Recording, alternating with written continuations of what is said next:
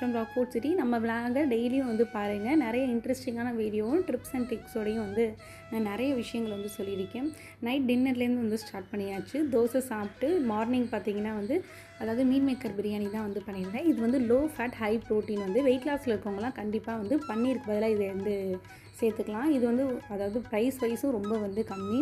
நீங்கள் பிரியாணி செய்கிறீங்கன்னா மீன் மேக்கர் வந்து என்ன பண்ணுறீங்கன்னா வெங்காயம் தக்காளி வதக்கிடுறீங்களா, இஞ்சி பூண்டு போட்டதுக்கப்புறம் கையோட மீன் மேக்கரையும் புழிஞ்சு ஆட் பண்ணிடுங்க. அதுக்கப்புறம் மசாலா சேர்க்கும் போது அந்த மீன் மேக்கர் கறி சுவையில் இருக்கும். அதாவது சிக்கன் மட்டன் மாதிரி நல்லா சூப்பராக வந்து இருக்கும். நைட் வந்து இட்லி பொடி ரெசிபி தான் வந்து வீடியோ எடுத்திருந்தேன். அந்த வீடியோ டிலீட் ஆகிடுச்சா என்னன்னு வந்து தெரியல. மில்லட் இட்லி பொடி தான் வந்து செஞ்சுருந்தேன். டேஸ்ட் பண்ணி பார்த்துட்டு நெக்ஸ்ட் டைம் வந்து உங்களுக்கு கண்டிப்பாக வந்து வீடியோ வந்து ஷேர் பண்ணுறேன். இது கூட வந்து பூண்டை நல்லா வறுத்து வந்து ஆட் பண்ணி வெயிலில் வந்து காய வச்சுருக்கேன். கூடவே வந்துட்டு மோர் மிளகா இருக்கு இல்லையா, அதை முன்னாடி வந்து செஞ்சுருந்தேன். அதோட ரெசிபி நாளைக்கு வந்து ஷார்ட்ஸில் வந்து அப்லோட் பண்ணுறேன். அதுவும் நல்லா வந்து காஞ்சிருச்சு. இப்போ இன்னொரு தடவை வந்து காய வச்சுக்கலாம்னு வந்து பண்ணியாச்சு.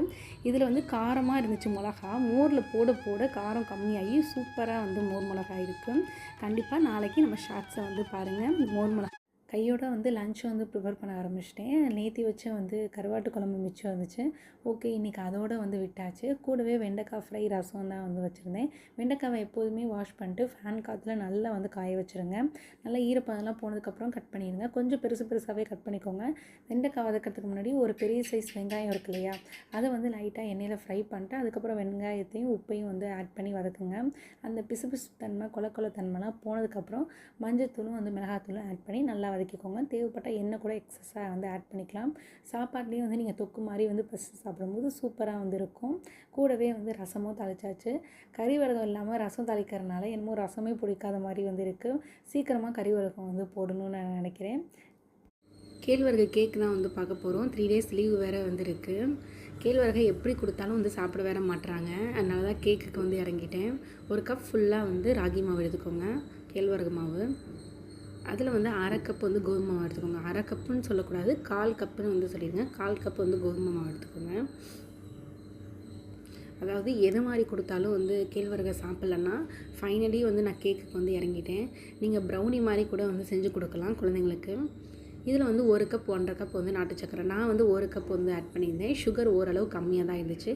நீங்கள் வந்து 1.25 வந்து கப் கூட நீங்கள் வந்து ஆட் பண்ணிக்கலாம். 1/4 கப் வந்து அதாவது ரீஃபைண்ட் ஆயில் வந்து சேர்த்துக்கோங்க. அதிலே 1/4 கப் தயிர், 1 கப் வந்து மில்க் வந்து சேர்த்துக்கணும். காய்ச்சி ஆற வச்ச பாலாக இருந்தால் ரொம்ப நல்லதாக இருக்கும். 1/4 கப் வந்து நான் வந்து கெட்டி தயிர் வந்து சேர்த்துருக்கேன். 3 டேபிள் ஸ்பூன் வந்து கொக்கோ பவுடர் வந்து சேர்த்துக்கோங்க. 1/4 table spoon baking soda, 1/4 table spoon baking powder, அதுக்கப்புறம் 2-3 வந்து ட்ராப் வந்து வெனிலா எக்ஸ்ட்ராக் வந்து சேர்த்து ஒரு பல்ஸ் வந்து விட்டுடுங்க. அவ்வளோதான், ரெடி ஆகிடுச்சு. பாத்திரத்தில் லைட்டாக எண்ணெயோ ஆயிலோ வந்து அப்ளை பண்ணுங்கள். அதாவது ஆயில் இல்லைனாலும் பட்டராவது வந்து இருந்தால் அப்ளை பண்ணுங்கள். இதை ஸ்டீம் பண்ணி எடுக்க வேண்டியதான். ஒரு 20 மினிட்ஸில் உங்களுக்கு கேக் நல்லாவே வந்து டிஃப்ரென்ஸ் வந்து தெரிஞ்சிடும். நீங்கள் வச்ச 10 மினிட்ஸில் கேக் வந்து மேலே உப்பி வந்துடும். பட் வந்து உள்ளே வேகிறதுக்கு ஒரு 10 மினிட்ஸ் 5 மினிட்ஸ் எடுக்கும். நான் இந்த விப்பிங் க்ரீம் தான் யூஸ் பண்ணி கேக் வந்து பர்த்டே கேக் மாதிரி ரெடி பண்ணணும்னு நினச்சேன். பட் எனக்கு விப்பிங் க்ரீம் வந்து சொதப்பிடுச்சு. எப்போல்லாம் நான் விப்பிங் க்ரீம் பண்ணுறேனோ அப்போல்லாம் எனக்கு வந்து இன்ன வரைக்கும் வந்ததே கிடையாது. இல்லை விப்பிங் க்ரீம் வந்து கெட்டு போச்சான்னு எனக்கு வந்து கண்டிப்பாக கமெண்ட் பண்ணுங்கள். கேக் செய்கிறவங்க என்னோடய வீடியோ ஃபுல்லாக பார்த்தீங்கன்னா. நல்லா மேலே வந்து பொசு பொசுன்னு ஆயிடுச்சு. ஆனால் உள்ளே இன்னும் வேகலை. நான் உங்களுக்கு வந்து ஸ்பூன் வந்து விட்டு காட்டுறேன் பாருங்கள். நீங்கள் சாக்லேட் சிரப்லாம் வந்து வச்சுருந்தீங்கன்னா வெந்ததுக்கப்புறம் அதை மட்டுமே ஊற்றி வந்து குழந்தைங்களுக்கு கொடுக்கலாம். இன்னும் வேகலை, இன்னும் ஒரு 5 மினிட்ஸ் வந்து வேகணும். வெந்து வந்து லைட்டாக வந்து ஆறிடுச்சு. லைட்டாக எடுத்து விட்டாவே போதும். அழகாக வந்து கேக் ஷேப்புக்கு சூப்பராக வந்து வந்துடும். நல்லா சாஃப்டாகவும் இருக்கும், பொசு பொசுன்னு வந்து இருக்கும். என்கிட்ட கொஞ்சமாக வெண்ணெய் இருந்துச்சு. அதில் ஐஷிங் சுகர், அதாவது பொடி பண்ண சுகர் தான் ஐஷிங் சுகர்னு வந்து சொல்லுவாங்க. அதை வந்து போட்டு கொஞ்சமாக வந்து க்ரீம் மாதிரி வந்து பண்ணி வச்சுருந்தேன். ரூம் டெம்பரேச்சரில் வைக்கவும் கொஞ்சம் கொஞ்சமாக மெல்ட் ஆகிட்டே இருந்துச்சு. என்னால் வந்து செய்யவே முடியல. அதனால் வந்து ஃப்ரிட்ஜில் வந்து எடுத்து வச்சுட்டேன் டக்குன்னு. நான் நாளைக்கு வந்து சாப்பிடையில அந்த வீடியோவை வந்து காட்டுறேன். உங்களுக்கு இது மாதிரி வீடியோ பிடிச்சிருந்தா என்னோடய பேஜை வந்து கண்டிப்பாக ஃபாலோ பண்ணுங்கள், சப்ஸ்கிரைப் பண்ணுங்கள், சப்போர்ட் பண்ணுங்கள். கண்டிப்பாக வீடியோவை வந்து ஃபுல்லாக பாருங்கள். டாடா பாய். நெக்ஸ்ட் வீடியோவில் பார்ப்போம்.